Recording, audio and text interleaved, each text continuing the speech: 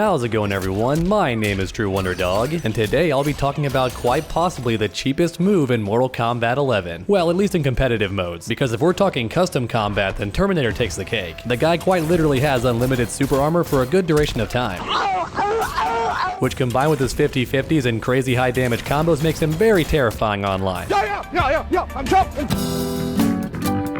However, today we're talking about the competitive build, and with that in mind, I do think Kitana takes the cake on this one, which is quite interesting because Kitana is one of those odd characters who doesn't have a very good base toolkit. In fact, both her Variation 1 and 3 haven't done very well in tournaments. However, oddly enough, Variation 2 is said to be very strong even by a lot of pro players. And as a Kitana player, I do admit that Variation is pretty strong, but one of its moves can be considered especially cheap. And please keep in mind, when I say cheap, I don't mean it's necessarily the best move in the game. I'm just saying it's unfair in one way or another. So without any further ado, let's talk about Edenian Dance. So I want to start off by saying why this move is strong and then build up to why it's cheap. So in Variation 2, Kitana does not have access to her fan lift, so her combos are actually quite simple. But even so, she gets some pretty decent unbreakable damage if all three fans connect. And then once she has the opponent cornered, she can get some really good damage without spending any meter. So even though this variation is technically the least combo heavy, once you have the opponent cornered, you're doing some really serious damage, especially for Kitana, who at this point is basically infamous for how low her damage is for how many hits her combos actually have. And one more nice thing about this move is you can hold it down, which does make it a somewhat decent anti-air. If the opponent jumps forward, you just hold it down, then it's almost guaranteed to hit him out of the sky, which is also pretty nice because Kitana's down 2, not exactly the best, not very good horizontal range, and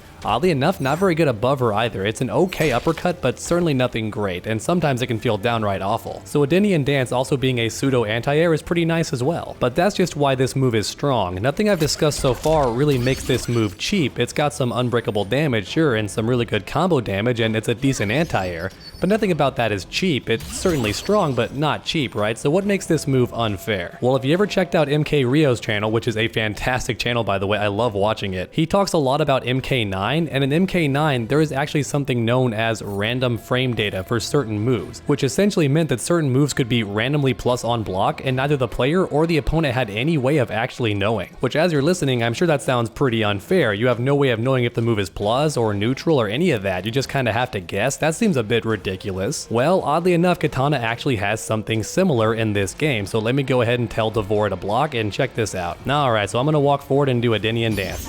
Alright, -3, not too bad. Let's try it again. 0 on block. Wait, why is it neutral? That was still 3 fans. It was the exact same number of hits. Why is it different on block? Let's try it again. Okay, now it's -2, so what is going on with this move? Okay, so the frame data isn't exactly random like it was in MK9, but instead it all comes down to when I, as the Kitana player, release the button. That determines how minus it is. Look at that, -19. You almost always want to do the far version, but now we're -5. I'll release it a bit earlier.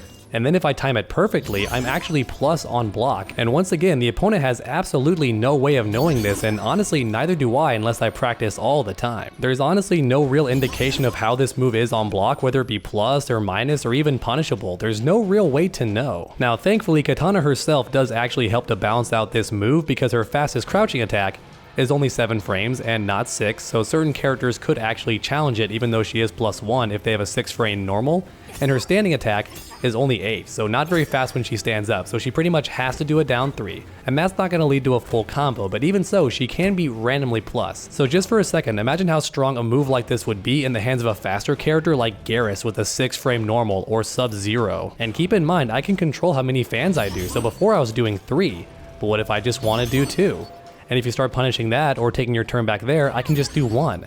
I can completely throw you off by deciding how many fans I want to do, and based on when I release a button, I can be plus. So it's honestly really tough to escape the pressure of this move. If the Kitana player knows what they're doing, they can cancel any block string into this and they're going to be plus most of the time. And even if they do mess up and actually end up being minus, there's no way for you as the opponent to actually know. And that's why I do consider this move to be the cheapest one in Mortal Kombat 11. Once again, I don't think it's the strongest move whatsoever, but it's certainly very cheap when neither you or the opponent have any idea what this move is on block. Don't get me wrong, I do think it was cool for NetherRealm to try something different like this, but I hope in the future they don't try it again. I think it would make a lot more sense instead to tie the frame data to how many fans hit.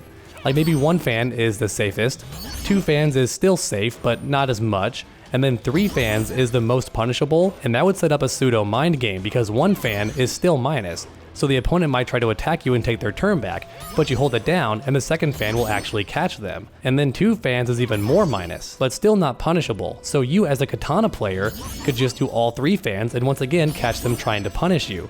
But if you do go for all 3 fans and the opponent is patient and makes the correct read, they now get a full punish on you. I think that would make a lot more sense. But as it stands right now, I think Adenian Dance might be possibly the cheapest move in Mortal Kombat 11. But please let me know your thoughts in the comment section down below. What do you think is the cheapest move in Mortal Kombat 11? And then while you're down there, go ahead and leave a like if you enjoyed the video. It really does help my channel out a ton. And finally, why not keep that combo going by subscribing and ringing that bell? That way you never miss a future video. Make sure to come back next time, and as always, stay underdogs.